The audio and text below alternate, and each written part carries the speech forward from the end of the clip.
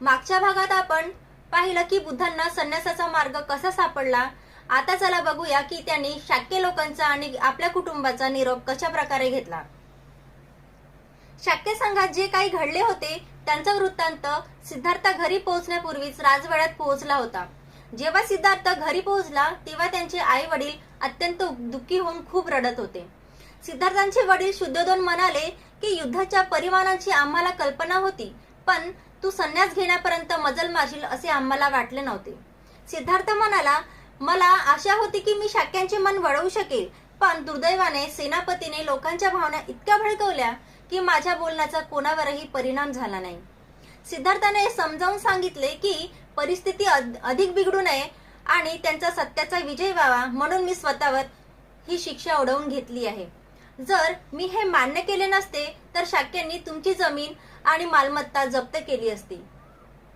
मग शुद्धोधन आणि प्रजापती यांनी आग्रह धरला की आम्ही तुम्हाला सोडून सुखाने कसं राहू शकणार, आम्हालाही तुझ्यासोबत अज्ञातवासात घेऊन चल।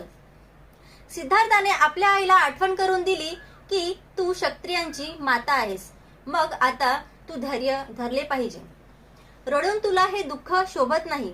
गौतमीला वाटत होते की सर्वांनी मिळून कौशल देशाच्या राजाच्या आश्रमाला जावे, पण सिद्धार्थाने सांगितले की हे देशद्रोहासारखे ठरेल आणि मी तसे करणार नाही असे वचन दिले आहे।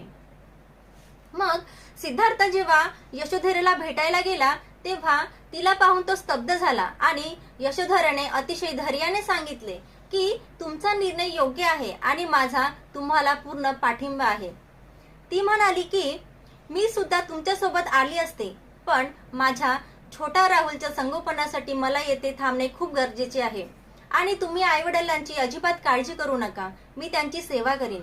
यशोधरेने इच्छा व्यक्त केली आणि ज्या अर्थी तुमच्या विजयांचा त्याग करून जात आहात त्या अर्थी तुम्ही असा मार्ग शोधून काढा की संपूर्ण मानवजातीचे कल्याण करेल। यशोधरेचे हे धैर्य आणि उदात्त विचार पाहून सिद्धार्थ भारावून गेला आणि त्याने आपल्या मुलाला राहुलला शेवटचे पाहिले आणि तो तिथून निघून गेला।